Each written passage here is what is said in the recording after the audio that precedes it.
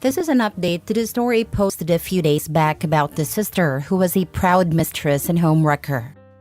Let's read the update. I am not going to tell my sister to get rid of the baby. That's not my place, and I would never suggest such a thing. Also, I am not going to install tracking software on her phone or demand access to all her devices. That's invasive and wrong. I've been thinking a lot, and while I can't say that I don't love my sister, it's very hard to feel that love right now.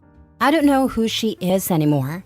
It's not just that she lied to me, it's what she did, and how convinced she is that she was justified because they were in love. She's brought chaos into my home that I opened up to her. I'm deeply disappointed in her, and I just don't like her at the moment. I'm letting her stay with me because I don't want her to become dependent on him. I don't think he's a good man either, and as a social worker, I've seen these scenarios too many times. My sister is already deluded. I don't need to open the door to a dependency that's also financial. Now on to the update. I haven't been punishing my sister, but I've been treating her like a roommate. This is driving her crazy. She's begging me to go back to how things were before, but I can't. I told her that I need time and that things can't just return to normal overnight. She tried to explain how it all happened. She admitted that she always knew he was married, but believed she could tell how unhappy he was and felt he deserved to be happy. They met at a bar a few weeks after his son's accident. He told her that his wife hadn't touched him since it happened and that he was about to explode. I asked her why she would involve herself with a married man, knowing the hurt it would cause. She said she wanted to be a wife and a good mom, and that included his kids. She had hoped he would divorce his wife so they could all move on and finally be happy together. I just stared at her, unable to comprehend how she could rationalize her actions. A few days later, he appeared at our house, claiming he had left his wife and wanted to be with my sister. I told him to leave immediately or I would call the police. My sister was furious with me, accusing me of ruining her chance at happiness. I made it clear to her, if it comes over again, I will evict her. She's free to date anyone she wants, but not under my roof. I also told her that if she plans to have him around after the baby is born, she'll need to find her own place. Word has gotten around our community about the affair. While we were grocery shopping, a woman even spat on my sister. Many of her friends have cut ties with her, calling her a home wrecker. Some are married themselves and don't want her near their husbands. I haven't said I told you so even once. We unexpectedly ran into his wife at a local cafe.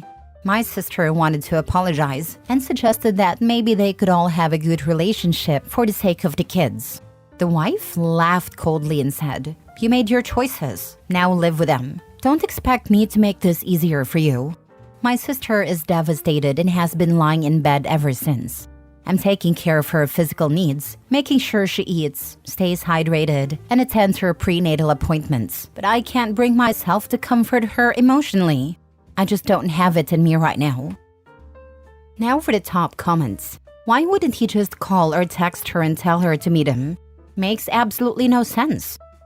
I honestly think his wife threw him out, and he was scoping out if he could stay with her. But that's just my theory.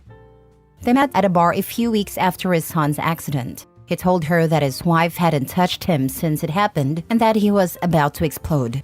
Wow, what a catch. Any parent will know the trauma of having to go without sex after one of your kids has been seriously injured. Imagine getting successfully rizzed up by "I'm about to explode." LMAO. You're not the a-hole for feeling hurt and setting boundaries. Your sister made her choices, and now she has to face the consequences. Exactly. She made her choices, and OP don't owe her emotional support right now. And the choice she made has destroyed lives. She deserves what she faces, as does that trash husband. To be honest, OP is better than I would be, letting a cheater with no remorse stay with her. But maybe it will help the sister stay away from that trash husband. Next story. Am I the a-hole for telling my sister I won't be her surrogate?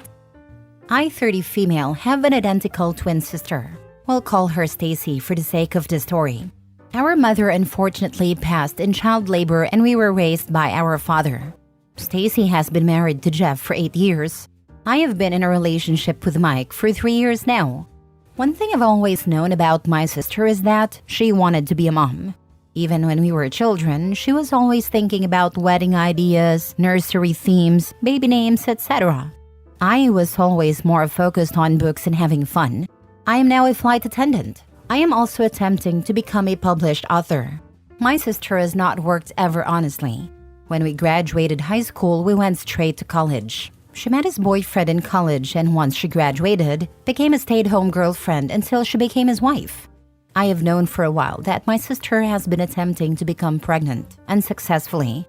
She has experienced a single miscarriage and has been unable to become pregnant again after thousands and thousands of dollars being spent on IVF, and pretty much anything they could do because she wanted to experience pregnancy.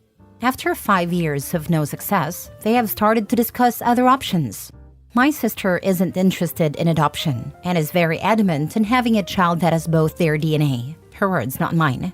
About 3 weeks ago, she came to my house and we were hanging out as we usually do, just chatting and watching Modern Family.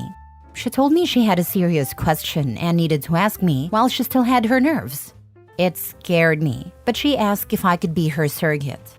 I was frozen for a second and asked what she meant. She told me that I know what a surrogate was. She needed me to be her surrogate. I expressed that she knew that I wasn't interested in having children. This could definitely be due to how we came into the world, but I'll be honest and say I have never found the thought of having children appealing in any way. I told her that I would have zero issue with donating my eggs to her, however many she needed. She could have them all, but I could not carry her child. Upon hearing that, she became so angry. Her face was so red, and she was just yelling about how it's obvious how jealous and hateful I am because this is a small task. I didn't want to bring it to her attention that she has always spoke about having more than 4 kids. Would the expectation be for me to do this every time? I don't know. I'm starting to feel so bad. She ended up telling me that if I couldn't do this one thing for her, how could I ever call myself her sister? She broke a picture of us I have sitting on my mantle and stormed out. Since then, she's only texted me pictures of her diaries from when we were kids and all of their vision boards saying that I am stopping her from creating a family for no reason and to think about the bigger picture. My boyfriend refuses to give me advice saying that it's my sister and he doesn't feel comfortable attempting to sway me in either direction because it's such a touchy subject. Honestly, this is the longest I've ever gone without communicating with my sister, and I am seriously on the verge of giving in. Most doctors would refuse to allow you to be a surrogate as you've not previously had children. She'll be hard-pressed to find one that would.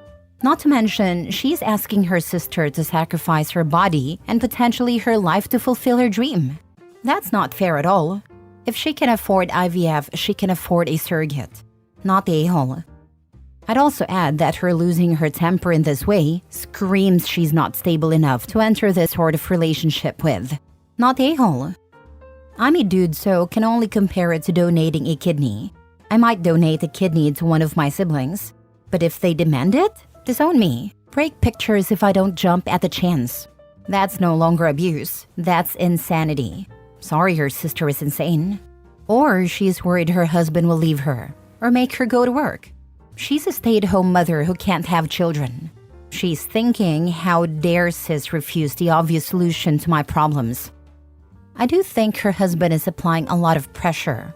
When she made the same DNA comment during a football game, her husband gave me this look. I don't know how to even properly explain it, but it was like he was expecting me to offer. Ew. Edit. I am reading all the comments and I want to say thank you so much. I feel so much better knowing I'm not the villain, but I would be lying if I said I am not leaning towards just doing it. This disconnect with my sister brings me immense discomfort in ways I cannot verbally express. But I see 2 frequent questions I want to answer to hopefully get different answers. 1. Money. My mother did not die of natural causes. It was provider error. My father sued a hospital, and my sister and I have sizable trusts with that money. So money is not an issue to either of us. And her husband is financially well off as well. So not working for 9 months or paying for the egg retrieval process, etc. isn't an issue in any way. It's more so her stubbornness for the baby to share our DNA and for one of us to be carrying it. 2. Since we're identical, if she can't have a baby, how can I? Her lack of being able to have a child is due to a car accident we were in, which is also the source of the miscarriage she experienced. Due to her being in the front seat with our father, they took the brunt of the crash, unfortunately. Her body is now unable to carry a child, and she has had extreme complications with egg retrieval. I'm not sure about the details of how that has gone wrong, just that it is not working and not an option. It is hard to get her to discuss non-viable options so I can gain a better understanding.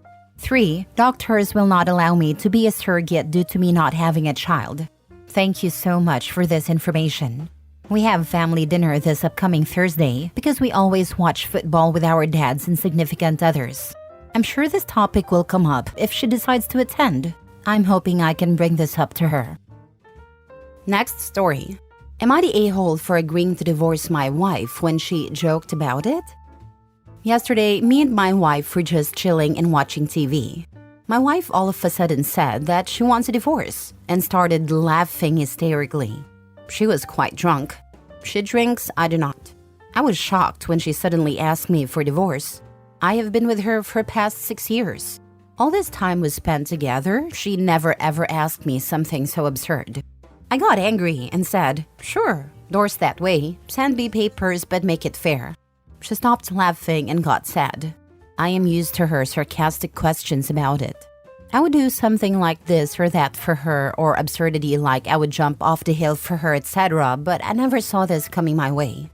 But she this time got sad and angry and became serious and asked me, am I for real? I said, sure I am. You want to leave me? Then leave. I can't stop you. Or do you want me to physically stop you? She got very angry and started crying and said that I wouldn't even fight even a little to save our marriage and just agreed to divorce without reacting. She asked me, have I stopped loving her? I told her I love her, but if you want to leave me, I won't stop you or beg you.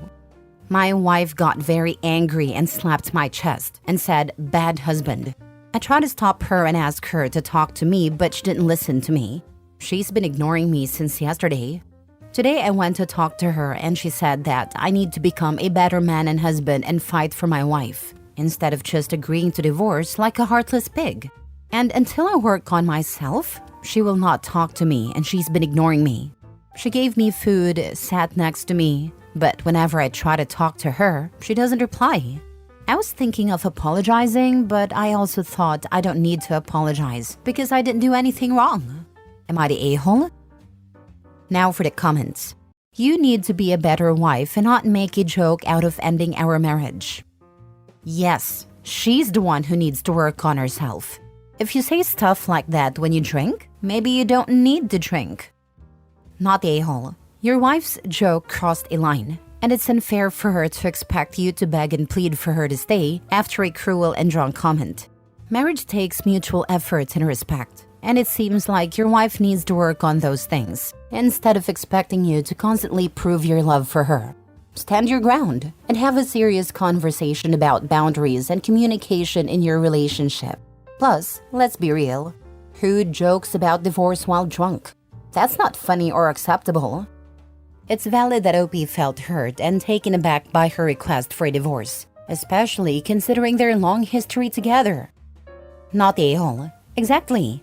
He has every right to feel his way. She asked a hurtful question and then didn't like the answer she received. OP, she needs to grow the heck up. If she cannot control her drinking or her mouth, then perhaps y'all really are not compatible. You did nothing wrong. She literally fooled around and found out. Play stupid games, win stupid prizes. Not a-hole. Although she sounds horrible and manipulative, you should actually consider divorcing her for real. Last story. Am I the a-hole for telling my mom why none of her 5 boys have given her grandkids? I'm the youngest of 5 boys. When I was 13, my mom and biological dad split. My oldest brother went to stay with my aunt. The rest of us went to stay with my grandma while our parents tried to find happiness. Dad completely fell off the face of the earth after about 4-ish years. I think he talks to my oldest brother every so often. My mom got her own place a few miles away from my grandma. She visited often and even spent the night every now and then. So the twins only stayed for like a year, then went and joined the Navy. The brother between the twins and I stayed for 2 years, Then met a girl, went to college, and they got married. Then there was me. 13 to 18, I lived with my grandma and was almost completely alone for 2 years out in the middle of nowhere. I love my grandma, but there was only so much an 80-year-old woman and a teenage boy could talk about. I felt abandoned.